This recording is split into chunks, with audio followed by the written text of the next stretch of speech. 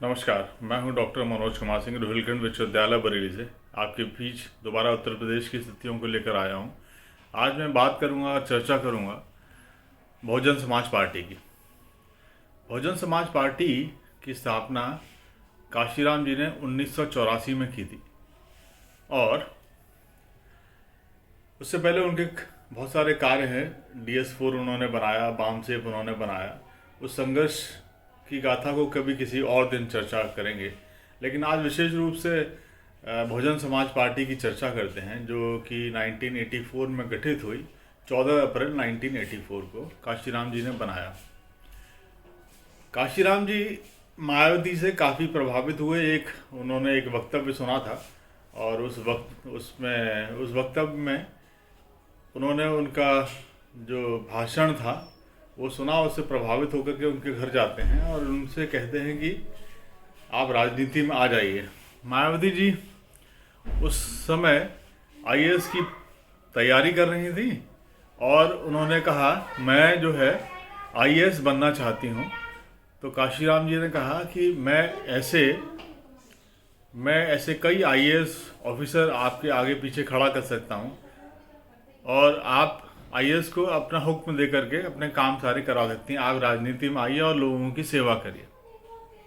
खैर, मायावती जी काशीराम जी की बातों से काफ़ी प्रभावित हो जाती हैं और वो अपना घर छोड़ करके बहुजन समाज पार्टी के कार्यालय में आ जाती हैं, वहाँ रहने लग जाती हैं और काशीराम के बताए रास्ते पर धीरे धीरे चलने लगती हैं। काशीराम जी उनको 1984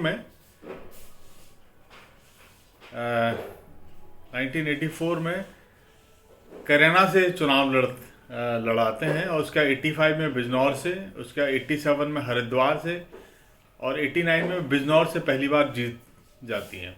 इसके बाद 1994 में राज्यसभा के लिए चुनी गई। लेकिन सबसे बड़ी बात यह है कि वो 3 जून 1995 को मायावती उत्तर प्रदेश की मुख्यमंत्री बनती हैं। उस समय उत्तर प्रदेश में हंग असेंबली होती है, किसी को पूर्ण बहुमत की सरकार नहीं होती है और वो मुख्यमंत्री बन जाती है। मुख्यमंत्री बनने के बाद जब उनका बात ये होती है कि 6 महीने के लिए शायद मुख्यमंत्री बनेंगे और वो 6 महीने के बाद मुख्यमंत्री जब बन जाती हैं तो बात आती है मुलायम सिंह यादव जी की। वो गेस्ट हाउस कांड हो जाता है और गेस्ट हाउस कांड उनको दिल से तोड़ देता है और जो समाजवादी पार्टी से गठबंधन था वो बुरी तरीके से टूट जाता है। और मतलब राजनीति की नहीं, लेकिन निजी तौर पर भी वो उसको कभी पसंद नहीं करती हैं और उनकी कभी बात फिर मुलायम सिंह जी से नहीं हो पाती इन सब चीज़ों के लिए। 1997 में दोबारा मुख्यमंत्री बनती हैं मायावती जी और 15 दिसंबर 2001 को जो काशीराम द्वारा बनाई हुई बहुजन समाज पार्टी है उसकी वो अध्यक्ष बन जाती हैं। ये बहुत बड़ी बात है अपने आप में, क्योंकि काशीराम जी के रहते हुए काशीराम ने जिस पार्टी को सींचा, उन्होंने उन उसूलों पे उनको चलाया। काशीराम जी की राजनीतिक सोच जो है बेसिकली वो आती है डॉक्टर B.R. अम्बेडकर के थॉट प्रोसेस से, डॉक्टर B.R. अम्बेडकर की राजनीतिक विश्लेषण से, डॉक्टर B.R. अम्बेडकर की किताबों को पढ़ने से। अब वो जो यात्रा शुरू करते हैं उसमें वो उन बाबा साहब की जो भी किताबें हैं उन किताबों को में जब वो अध्ययन करते हैं तब उनको पता लगता है कि जो सत्ता की चाबी है वो हमारे पास ही है। 85% लोगों के पास है और जो कि 85% लोग सत्ता से बहुत दूर हैं। वो 85% जो लोग हैं उनके पास सत्ता की चाबी है और 15% लोग जो ब्राह्मण बनिया और शूद्र, उन्होंने कहा, और ब्राह्मण बनिया और ठाकुर क्षत्रिय, ये 15% लोग जो है ये हुक्मरान बने बैठे हैं और 85% लोग उन्हीं के जी हुजूरी करते हैं। उनका कहीं इस तरीके से कोई ज़्यादा खास रिप्रेजेंटेशन नहीं होता है और वो धीरे धीरे जो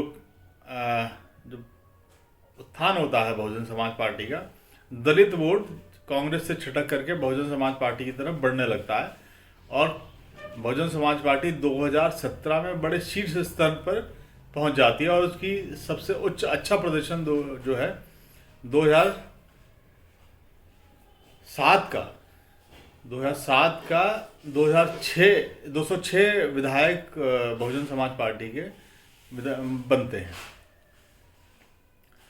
अब बात आती है कि मायावती जी ने उन 5 सालों में क्या किया। मायावती जी ने उन 5 सालों में निष्पक्ष रूप से लॉ एंड ऑर्डर की आज बात करें तो लॉ एंड ऑर्डर का आज भी उनकी जैसी लॉ एंड ऑर्डर कोई मेंटेन नहीं कर पाया। इसमें कोई दो मतलब बात नहीं है, अलग अलग कोई किसी तरीके से मुझे नहीं लगता कि कोई ये कह पाएगा उनसे बेटर लॉ एंड ऑर्डर किसी का नहीं था।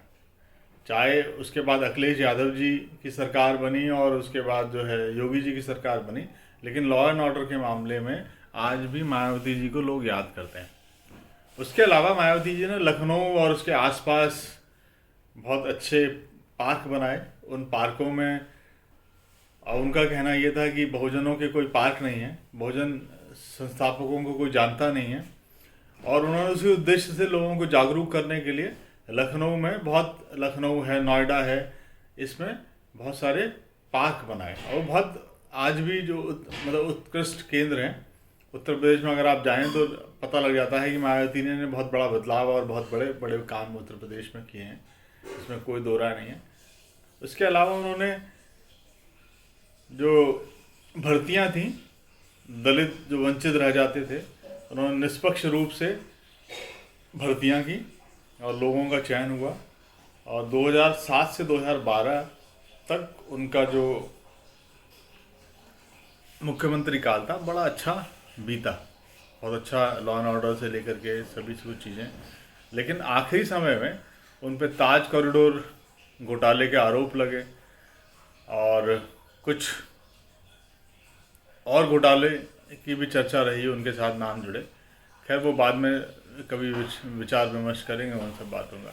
बात यह है कि 2017 आ जाती है, 2017 में योगी जी बन जाते हैं। 2017 में मायावती जी कोई खास विपक्ष की भूमिका नहीं निभा पाती हैं और मायावती जी के कुछ विधायक जो है टूट करके इधर उधर चले जाते हैं और वो एक बहुत छोटा दल जो है, जैसे अपना दल और ये सब, उस दल से भी कम उनके मौजूदा विधायक रह जाते हैं आज की उसमें। आप ताज्जुब करेंगे, मायावती जी जो बहुजन समाज पार्टी है वो कैडर बेस्ड पार्टी है। जिस रूप से भारतीय जनता पार्टी काम करती है, लगभग मुझे लग रहा है उसी रूप से बहुजन समाज पार्टी काम करती है। उसका कैडर बेस है। एक बामसेफ हुआ करता था, बामसेफ भी जो उनको वित्तीय सहायता देता था, थोड़ा जो जानकारियां होती हैं कुछ, मुझे लग रहा है कि आर्थिक रूप से भी बामसेफ काफ़ी सहयोग करता था। और बामसेफ और बहुजन समाज पार्टी के दो अलग अलग संगठन राज्य स्तर और प्रदेश स्तर पे हुआ करते थे और वो बड़ी महत्वपूर्ण भूमिका निभाते थे, मतलब जिला स्तर पर भी। लेकिन वो संगठन धीरे धीरे नगण्य होते चले गए। बहुजन समाज पार्टी जब आई तो कहा गया कि इसमें बहुजनों की अच्छी खासी भागीदारी होगी और बहुजन लोग जो है अपनी मतलब समझते थे कि हमारी सत्ता आई है तो उनको कुछ खास लगेगा। लेकिन मायावती जी उन 5 सालों के मुख्यमंत्री काल में दलितों से पूरी तरीके से, मैं कहूँगा, कट गई। दलितों से उनका जुड़ाव नहीं रहा। वो मुख्यमंत्री बन गई और जब वो 5 साल तक मुख्यमंत्री रहीं तो उन्होंने लोगों के बीच में जाना छोड़ दिया। खाली प्रेस कॉन्फ्रेंस कर करके लोगों को बताते रहे और सोच रहे हैं कि पार्टी का संदेश जो है निचले स्तर तक जा रहा है। ये शायद उनकी जो भी कुछ सोच रही होगी, ये तो वही बेहतर बता सकती हैं या जानती हैं। लेकिन 2012 जब ख़त्म हो जाता है, अखिलेश यादव जी मुख्यमंत्री बनते हैं, विपक्ष की भूमिका थोड़ी सी नज़र आती है उनके अंदर। लेकिन जब 2017 आ जाता है तो विपक्ष की कोई भूमिका निभा नहीं पाते। बल्कि यहाँ तक देखा गया जो उनके ट्वीट होते हैं, ट्वीट में भी बहुत सोशल मीडिया में उन्होंने काफ़ी लेट एंट्री की और ट्वीट वगैरह नहीं करती हैं ज़्यादा। वो खाली प्रेस कॉन्फ्रेंस कर देती हैं और फिर क्या कहते हैं, जिला मुख्यालयों पे उनके संदेश हैं वो पहुँच जाते हैं, लोगों तक पहुँच जाते हैं, वो ये सब मानती हैं। तो सोशल मीडिया पे भी उन्होंने एंट्री की, काफ़ी लेट की। लेकिन कभी भी उनके सोशल मीडिया पे इस सरकार के विरोध में कोई ज़्यादा, भारतीय जनता पार्टी सरकार के विरोध में कभी कोई मुखर शब्द सुन करके नहीं आए, जबकि इतने बड़े कांड हो गए, हाथरस कांड हो गया, सेंगर कांड हो गया, और खुल करके वो नहीं पहुंची वहाँ पे, बल्कि उनके प्रतिनिधि वहाँ पहुँच जाते हैं। ऐसा कुछ जहाँ कहीं वैसी अप्रिय घटना होती है, मायावती जी नहीं जाती हैं, उनके प्रतिनिधि वहाँ पहुँच जाते हैं। तो 2017 और 2022 के बीच में मायावती का ग्राफ धीरे धीरे बहुत गिरता चला गया। जो उपेक्षा थी बहुजन की, बहुजन लोगों की, वो मायावती जी से काफ़ी बड़ी अपेक्षाएं थी, वो मायावती जी ने पूरी नहीं की। अगर मुझे लग रहा है कि आज की तारीख में अगर मायावती जी 2017 के बाद मुखर रूप से योगी जी का विरोध कर पाती, या जो भी उनके मुद्दे थे जिनको लग रहा था कि बहुजनों के विरोध में मुद्दे हैं, उनका विरोध कर पाती, तो मुझे लग रहा है कि आज 2022 के चुनाव में उनकी बहुत बड़ी चर्चा होती। 2022 के चुनाव संपन्न हो चुके हैं, कल मतगणना होनी है, आज 9 तारीख है, कल 10 तारीख को मतगणना होनी है, 10 मार्च को। और मुझे लग रहा है कि जो मेरा आकलन है, जो मेरा परसेप्शन है, फेज़ 1 से लेकर के फेज़ 2 एंड लास्ट फेज़ तक, उसमें सबसे ज़्यादा अगर किसी को नुकसान होगा राजनीतिक रूप से, तो मुझे लग रहा है वो मायावती जी को होगा। मायावती जी का वोट शेयर काफ़ी हद तक गिरेगा। अब सवाल ये उठता है कि अगर मायावती जी का शेयर गिरता है बहुत ज़्यादा, जो उनका ट्रेडिशनल वोटर है जाटव, अगर वो भी उनसे छिटकता है, तो ये स्थिति बड़ी दयनीय होगी। मायावती जी के लिए तो होगी, लेकिन बहुजन समाज, जो दलित समाज है, उनके लिए भी होगी, क्योंकि जो शून्यता है लीडरशिप की, वो पैदा हो रही है। उसके बाद दलित कहाँ जाएगा, दलितों के मुद्दे कौन उठाएगा? हालांकि मायावती जी भी कोई खास तरीके से नहीं उठा रही थी, 2017 से कोई खास उन्होंने भूमिका दलित लीडरशिप की नहीं उठाई, और बीच में उन्होंने अपने भाई के बच्चे को भी भाई के बेटे को भी लेकर आई वो, लेकिन उसकी खास कोई स्वीकार्यता नहीं हुई उसमें। और जो पार्टी तिलक तराजू और तलवार, इनको मारो जूते चार से शुरू हुई, आज मायावती जी के हाथों में त्रिशूल भी देखा गया।